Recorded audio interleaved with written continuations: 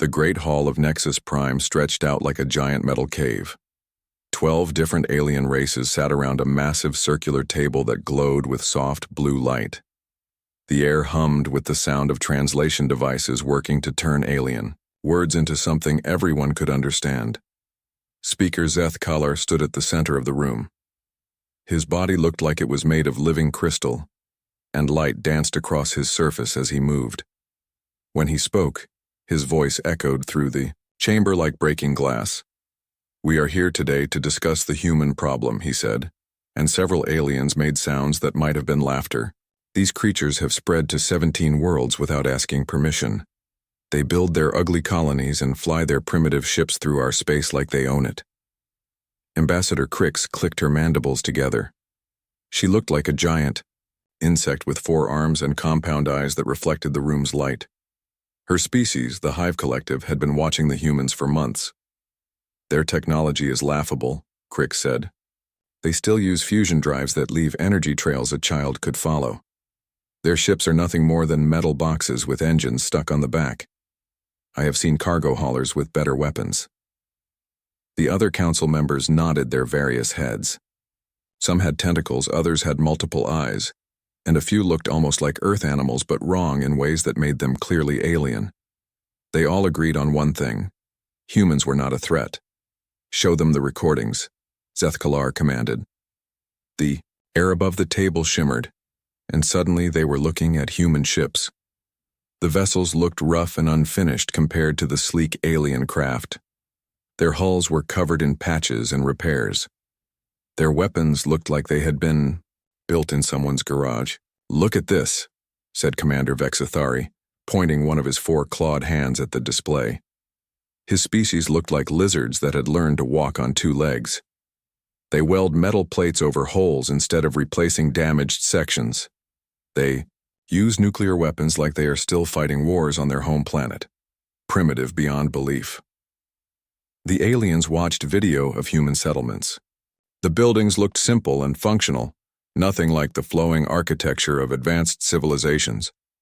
Human workers wore bulky environmental suits and used basic tools. Their children played in dirt streets between prefabricated structures. 17 worlds, Zeth Kalar repeated. 17 worlds that they have stolen from the galaxy.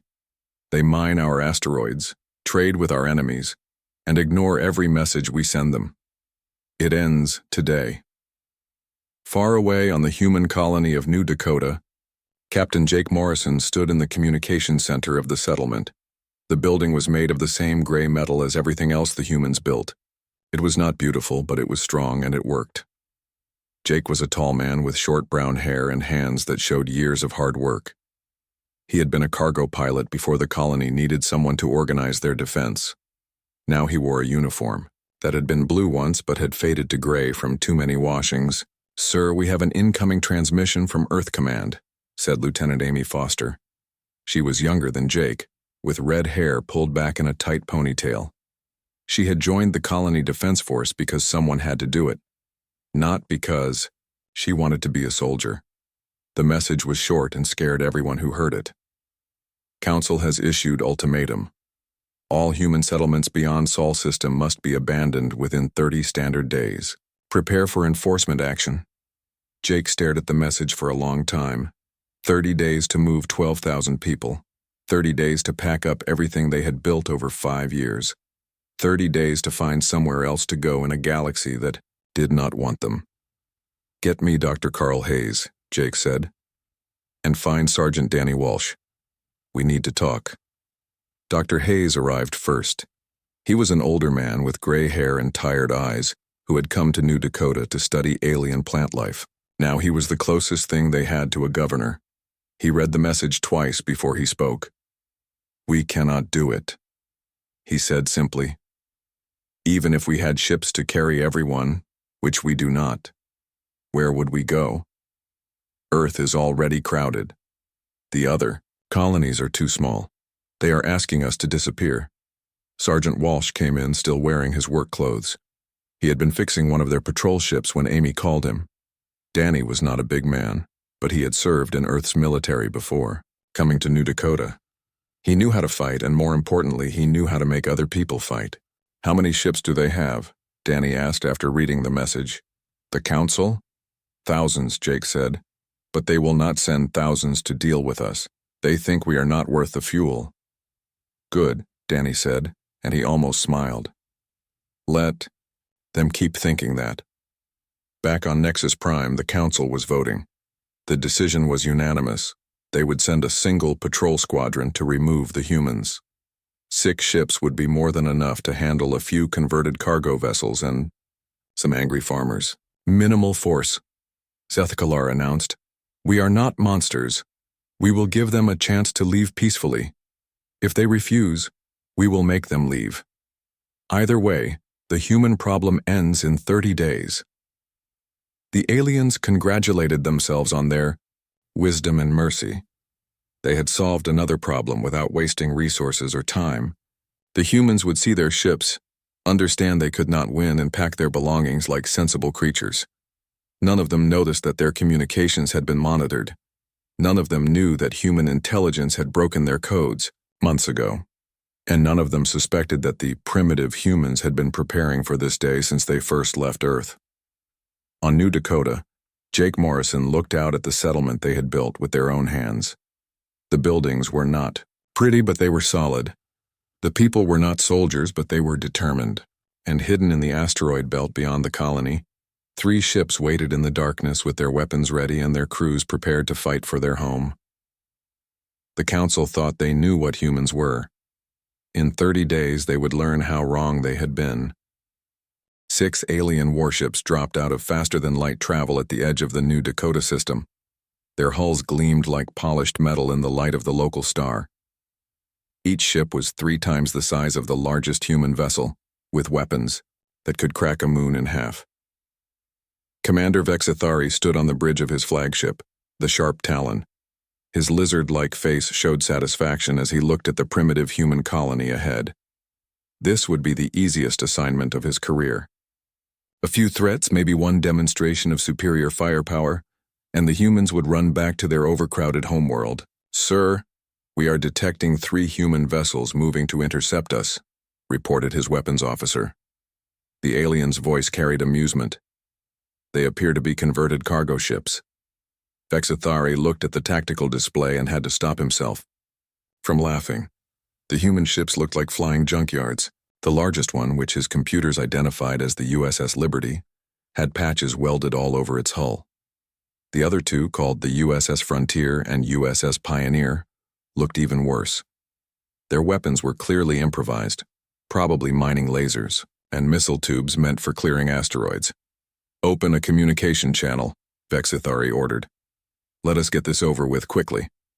On the bridge of the USS Liberty, Captain Jake Morrison watched the alien ships approach. His bridge was cramped and functional, with exposed pipes running along the ceiling and control panels that had been repaired more times than he could count.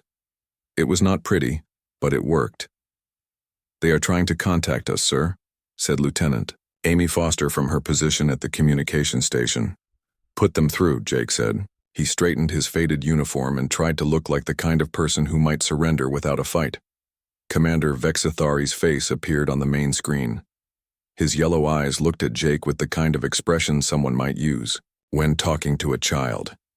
"I am Commander Vexithari of the Cronin Hegemony, acting under the authority of the Galactic Council," the alien said. "You have 6 hours to begin evacuation of this illegal settlement. Any delay will be considered resistance and dealt with accordingly." Jake made his voice sound worried and uncertain. "Commander, we have 12,000 people here. 6 hours is not enough time to organize transport. We need at least a week to arrange ships and supplies. You have had 30 days to prepare." Vexithari replied coldly. "If you are not ready, that is your problem. 6 hours, human, not 1 minute more." The communication ended, and Jake allowed himself a small smile. The alien was exactly as arrogant as Earth Command had predicted. Now came the hard part. "Amy, signal the Frontier and Pioneer. Tell them to take positions around the colony but stay in the defensive formation we practiced, and send a message to Sergeant Walsh. It is time to wake up his sleeping beauties in the asteroid field." "Yes, sir," Amy said. Her hands moved quickly over her controls, sending coded messages that the aliens would dismiss as panicked chatter between frightened colonists.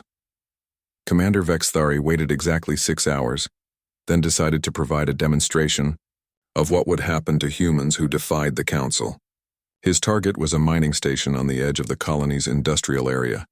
It appeared to be unmanned, which would make his point without actually killing anyone. Fire, he commanded. Plasma bolts lanced out from the sharp talons, striking the mining station. The structure vanished in a brilliant explosion that lit up the darkness of space.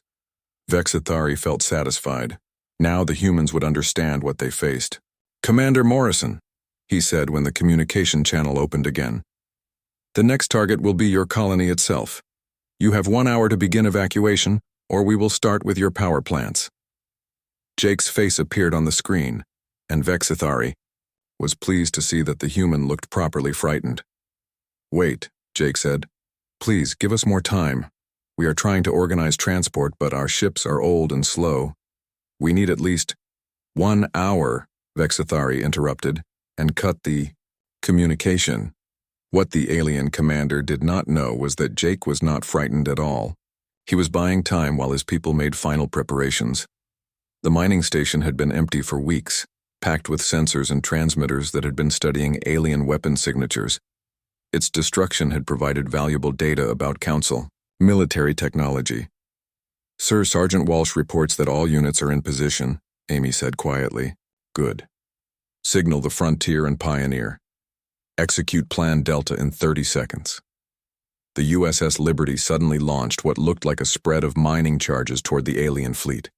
The projectiles moved slowly and clumsily, like the kind of improvised weapons desperate colonists might try to use. Vexithari almost laughed. "Intercept those pathetic missiles with point defense. Show them how real weapons work." The alien ships fired precisely, destroying every human projectile before they could get close. But the explosions created massive electromagnetic pulses that flooded the area with interference. For 30 seconds, the sophisticated alien sensors were completely blind. In those 30 seconds, the human fleet moved. The USS Liberty, Frontier, and Pioneer had been built to look like converted cargo ships, but their true nature was something else entirely. Hidden weapon ports opened along their hulls. Armor plating that had looked like random patches revealed itself as carefully designed protection.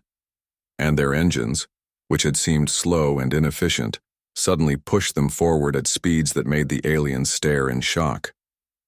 The first shots came from the asteroid field. Sergeant Walsh had hidden automated weapon platforms among the rocks, disguised as mining equipment.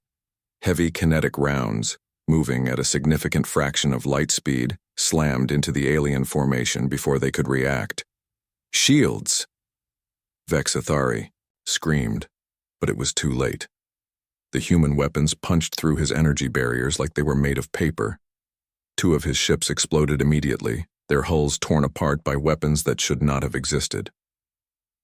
The USS Liberty fired next, its improvised-looking missile tubes launching nuclear warheads that detonated in brilliant flashes. The explosion sent waves of radiation and electromagnetic energy washing over the alien fleet, overloading their systems and blinding their sensors again. "Return fire," Vexithari ordered, but his remaining ships were scattered and confused. Their weapons fired wildly, missing the human vessels that moved through space with practiced precision. The battle lasted only minutes.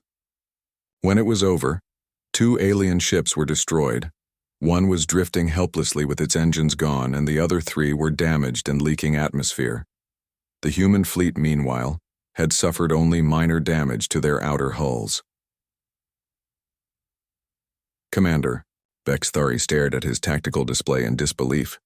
His sophisticated warships had been defeated by what looked like flying scrap metal. His weapons, which could destroy cities, had been useless against human defenses he had not even seen coming. "Retreat," he whispered. Then louder. "All ships, retreat to minimum safe distance. Send an emergency message to the Council immediately." As his battered fleet limped away from New Dakota, Vexithari composed a message that would change everything the Council thought they knew about humans. "Priority alert," he transmitted.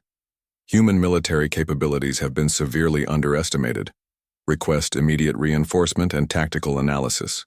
The humans are not what they appear to be. On the bridge of the USS Liberty, Jake Morrison watched the alien ships flee. His crew cheered, but he remained serious. This was just the beginning. The Council would send more ships now, and they would not underestimate humanity again. "Send a message to Earth Command," he told Amy. "Tell them Phase 1 is complete. The Council knows we can fight. Now they will find out how well we can fight." The Great Hall of Nexus Prime was no longer filled with the confident laughter of alien counselors. Speaker Zethkalar stood at the center of the room, his crystal body pulsing with angry red light. The holographic display above the table showed the wreckage of Commander Vexthari's fleet, and the silence was heavy with shock. "Explain this," Zethkalar demanded, his voice cutting through the air like breaking glass. "How did 6 of our best warships lose to 3 human cargo vessels?" Intelligence Director Yilshan floated forward on her tentacles. Her species, the Neural Collective, were known for their ability to process vast amounts of information quickly. She had spent the last day analyzing every piece of data from the battle at New Dakota. "The humans were not flying cargo vessels," she said, her voice carrying the electronic buzz of her translator. "Our initial assessment was wrong. Very wrong." The display changed, showing detailed scans of the human ships taken during the battle. What had looked like random armor patches were revealed to be carefully designed defensive systems. The clumsy-looking weapons were actually sophisticated pieces of military hardware disguised to appear primitive. "Look at this," Yilshan continued, highlighting sections of the USS Liberty. "What we thought were repairs are actually redundant systems. If one part of the ship is damaged, 3 other systems can take over its function. Their ships are built to survive damage that would cripple our vessels." Ambassador Crix clicked her mandibles nervously. "But their weapons technology is still primitive. Nuclear warheads and kinetic rounds are centuries old." "Are they?" Yilshan asked. The display zoomed in on one of the human missiles. "This nuclear warhead has been modified with our own energy-focusing technology. They have taken our designs and made them work with their weapons. The result is a device that produces twice the explosive force of a standard human nuclear weapon." The council chamber erupted in alarmed chatter. The idea that humans could understand and improve upon council technology was disturbing. It suggested they were far more intelligent than anyone had believed. "There is more," Yilshan said, waiting for quiet. "We recovered a data core from one of the destroyed human installations. The information inside shows that they have been studying our technology for over a year. They know how our shields work, how our weapons function, and how our ships are built." The display showed technical drawings that made several council members gasp. Human engineers had not only copied alien technology but had found ways to make it better. Their version of council energy shields used less power and provided better protection. Their improvements to plasma weapons made them more accurate and more deadly. Far away from the council chambers, on the planet Earth, Admiral Lisa Kane stood in a room deep underground. The Earth Defense Command Center was carved out of solid rock beneath the Rocky Mountains. Screens covered every wall, showing the positions of human ships scattered across dozens of star systems. Admiral Kane was a woman in her 50s with gray hair and sharp eyes that missed nothing. She had been preparing for this war since humans first encountered alien technology. Now, as she watched reports come in from across human space, she knew the real fight was about to begin. "Colonel Ryan Davis to see you, Admiral," announced her. Colonel Davis entered the room carrying a datapad filled with information. He was a thin man with nervous energy who ran Earth's intelligence operations. His job was to know what the aliens were thinking before they thought it. "The Council is mobilizing a major fleet," he reported. "Our sources indicate they are pulling ships from across their territory. This will not be another patrol squadron. They are taking us seriously now." "Good," Admiral Kane said. "How long do we have?" 2 weeks, maybe 3. They are arguing about command structure and supply lines. Fear makes them cautious. General Patricia Wells joined them, her boots clicking on the metal floor. She was responsible for human military production, and the numbers she carried would have shocked the Council if they had known them. The hidden shipyards are operating at full capacity, she reported. We have completed 60 new warships in the last 6 months. Another 40 will be ready within 2 weeks. Admiral Kane nodded. The human fleet was much larger than anyone suspected. While the Council had been dismissing humanity as a minor problem, Earth had been building the largest military force in human history. What about the new drive systems? Kane asked. Operational and tested, General Wells replied. Our ships can now travel faster than Council vessels, and their sensors cannot detect our new jump signatures. We can appear anywhere in their space without warning. The plan that Admiral Kane had developed was ambitious beyond anything humans had ever attempted. While the Council prepared to attack human colonies, the real human fleet was preparing to strike at targets across Council space. The aliens would soon learn that humans did not fight defensive wars. Colonel Davis, send a message to all colonial defense forces, Kane ordered. Tell them to prepare for Operation Homecoming. It is time to bring our people home. Back on Nexus Prime, Speaker Zethkalar was receiving reports that made his crystal form flicker with worry. Human activity had been detected in 17 different star systems. Ships were moving in patterns that suggested coordination on a scale the Council had not thought possible.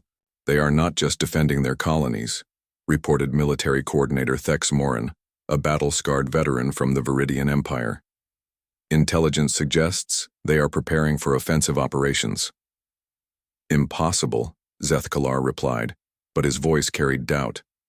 They do not have the ships or the infrastructure for a major military campaign. We thought they did not have the technology to defeat our patrol squadron, Thex Moran reminded him. We were wrong about that too. The truth was becoming clear. To the Council, though most of them refused to accept it. Humans were not the primitive species they had believed. They were a military power that had been hiding its true strength while carefully studying its enemies. Intelligence Director Yilshan presented her final analysis to the assembled Council. The humans have been planning for this conflict since their first contact with Council species, she said. Every trade mission, every diplomatic meeting, every cultural exchange has been an opportunity for them to gather intelligence. They know our weaknesses better than we know them ourselves. The display showed a map of Council space with human activity marked in red dots. There were far more dots than should have been possible. Human ships, human agents, and human installations were spread across the galaxy like seeds waiting to grow. How many ships do they actually have? Asked Ambassador. Crix unknown, Yilshan admitted. Our estimates have been wrong from the beginning. They could have 50 ships or they could have 500. We simply do not know. Speaker Zethkalar made his decision. The Council would mobilize the Grand Fleet, the most powerful military force in their history. 200 ships from all 12 member species would converge on human space. This time, there would be no underestimation and no mercy. But as the Council made their plans, Admiral Kane was making hers. The message went out across human space in a code the aliens had never seen before. Operation Homecoming was about to begin, and the galaxy would never be the same. On New Dakota, Captain Jake Morrison received his orders and smiled. The aliens thought they had seen what humans could do. They had no idea what was coming next. The real war was about to start. The Council's Grand Fleet moved through space like a metal storm. 30 warships from 5 different alien species traveled together toward the New Dakota system, their hulls gleaming with fresh armor and their weapons charged for battle. The head of this massive force was the battleship Judgment of Stars, carrying Fleet Commander Thex Moran and enough firepower to destroy a small moon. Commander Thex Moran stood on his bridge, studying the tactical displays with satisfaction. His fleet was the largest military force the Council had assembled in over a century. Each ship was crewed by experienced warriors, armed with the most advanced weapons in Council space, and protected by energy shields that could stop anything the humans might throw at them. "Sir, we will reach the target system in 6 hours," reported his navigation officer. "All ships report ready for combat." "Excellent," Thex Moran replied. His Viridian features showed confidence as he looked at the display showing human positions. "This time there will be no surprises. We will crush their pathetic resistance and send a message to every species in the galaxy about what happens when you defy the Council. What Fleet Commander Thex Moran did not know was that every word he spoke was being heard by human intelligence. Agent Laura Mitchell sat in a hidden listening post on a Council supply station, her equipment recording everything that passed through the alien communication networks. The humans had broken Council codes months ago, and now they heard every order, every plan, and every movement of the enemy fleet. "Admiral Kane, this is Agent Mitchell," she whispered into her secure transmitter.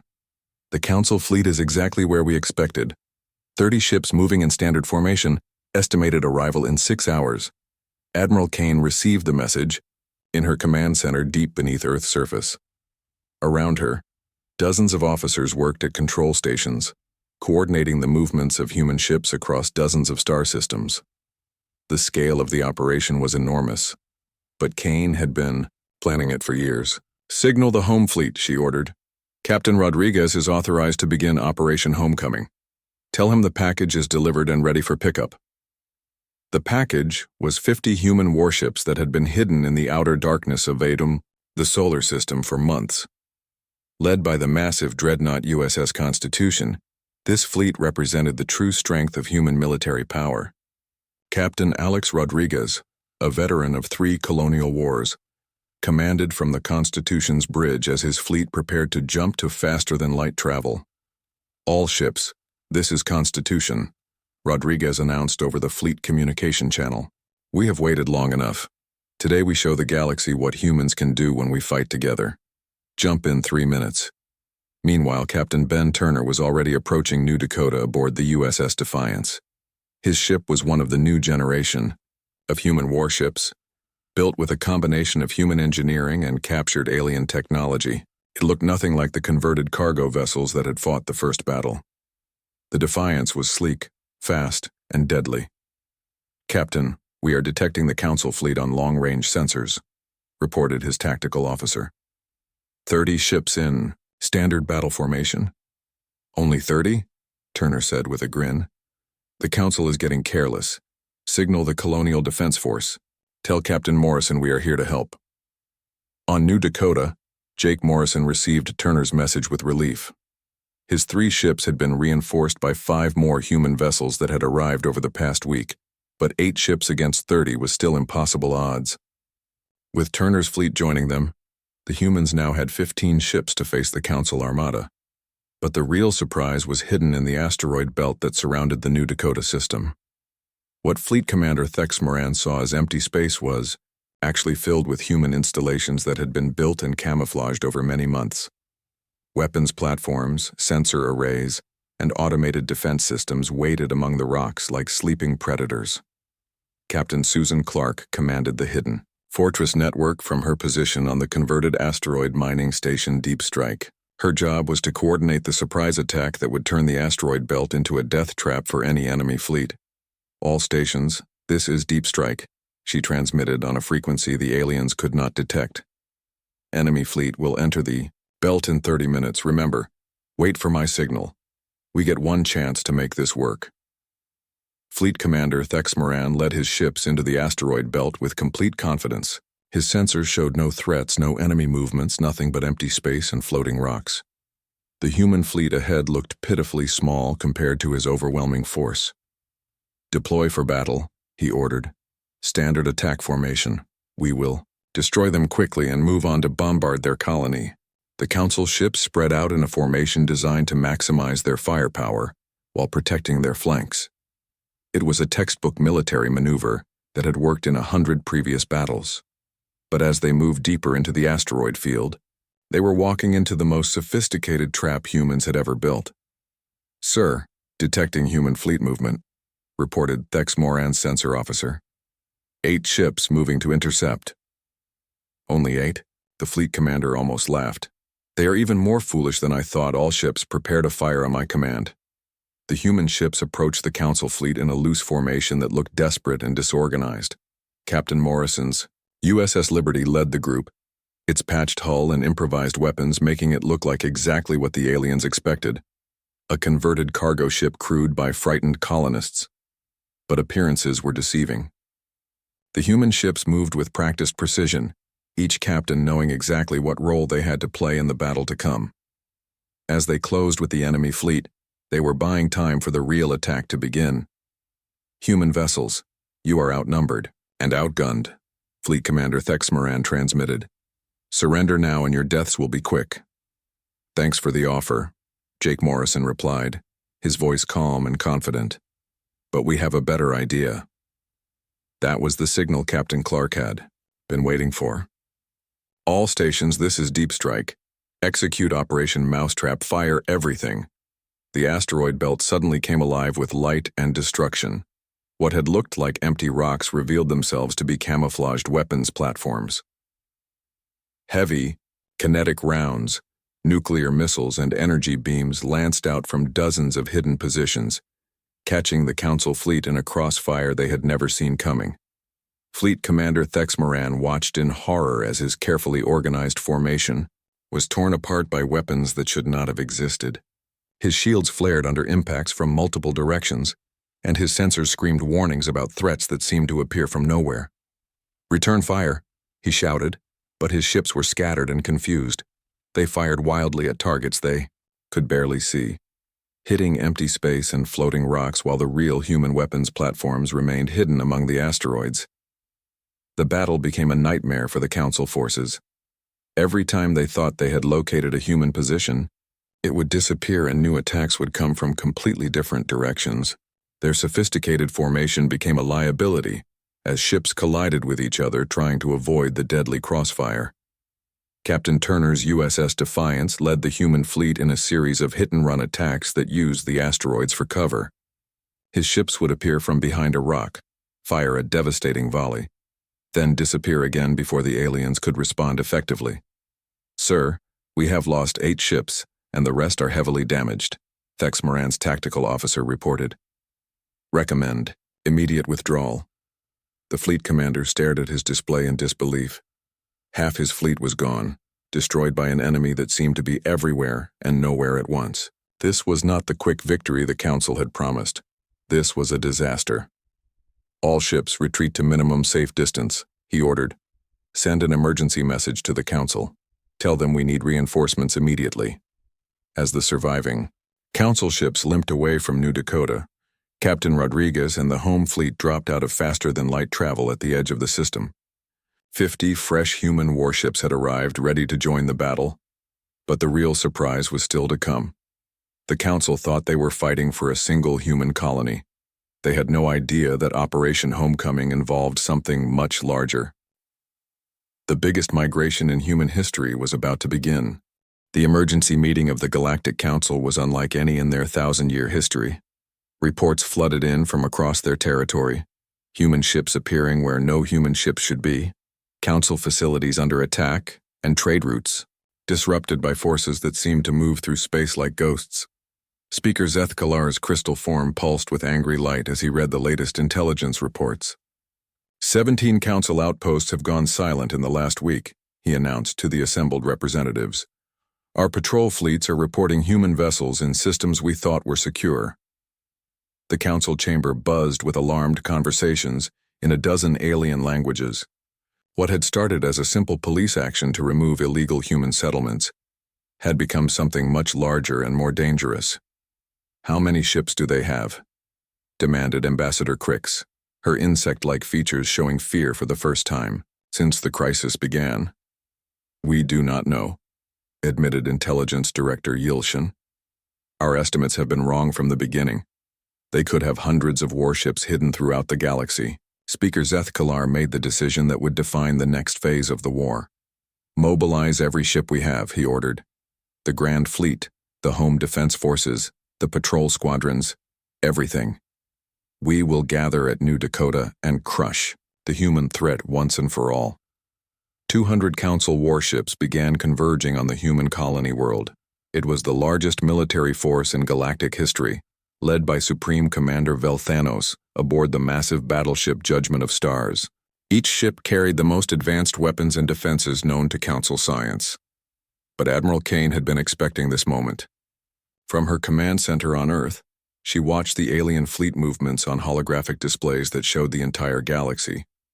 Her own forces were already in position, waiting for the enemy to make their final mistake. "Signal Captain Rodriguez," she ordered. "The home fleet is authorized to proceed to New Dakota. Tell him the package delivery is complete and it is time for the big reveal." The USS Constitution led 50 human warships through faster-than-light travel toward the final battle. Captain Alex Rodriguez stood on his bridge, looking at tactical displays that showed the true scope of human military power. What the Council was about to face would change their understanding of humanity forever.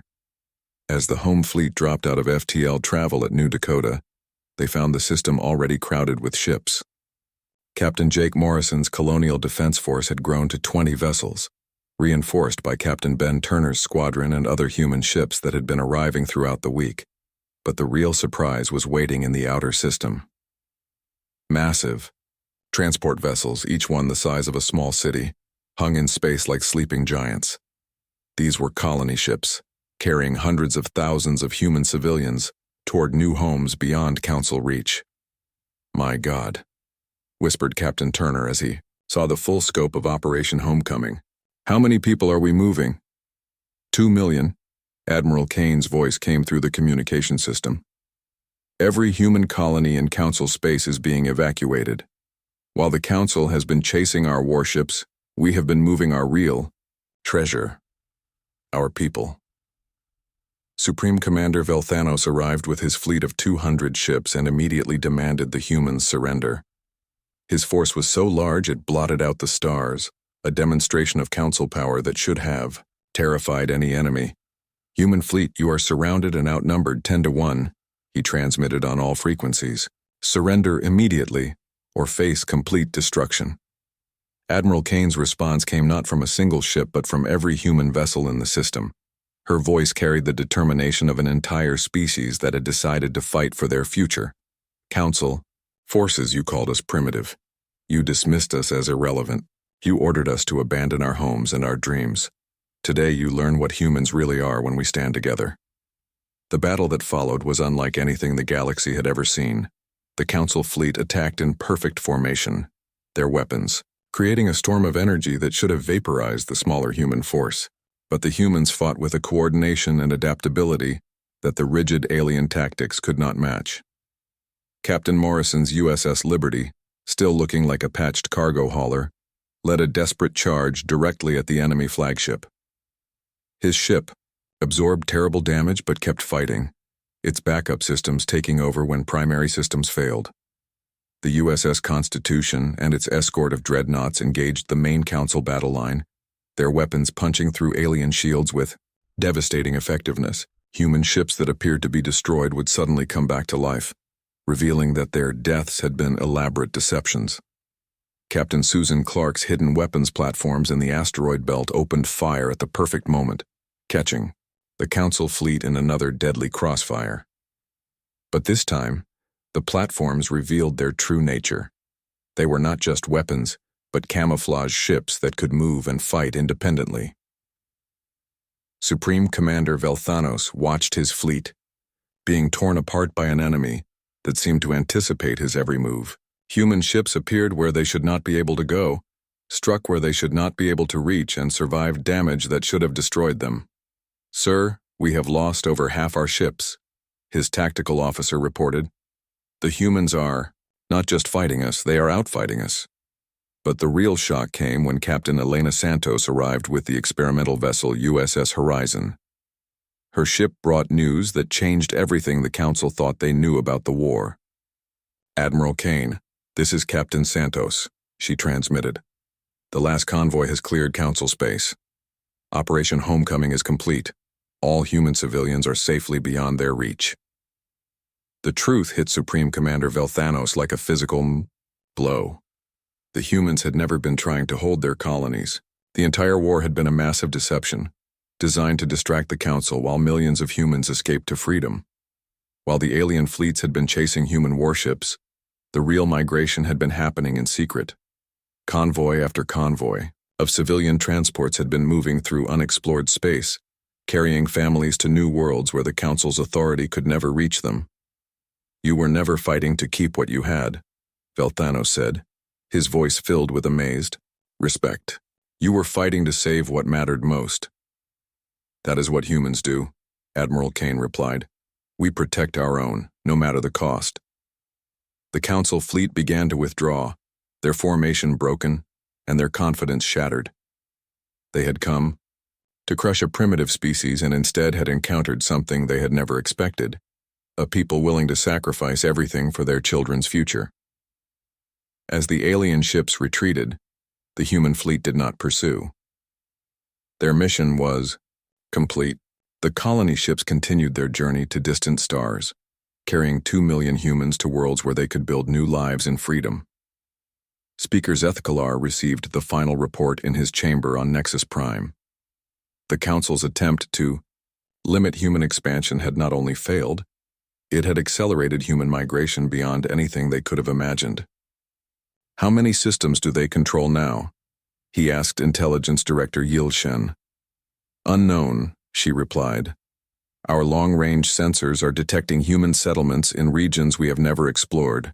They are spreading faster than we can track them. The age of Council dominance was ending. Across the galaxy, human ships carried families to new worlds. Human traders opened new routes between distant systems, and human colonies grew in the darkness between the stars. What the Council had dismissed as just humans had become the greatest force for change the galaxy had ever seen. And somewhere in the vast emptiness of space, Admiral Kane smiled as she watched her people claim their destiny among the stars.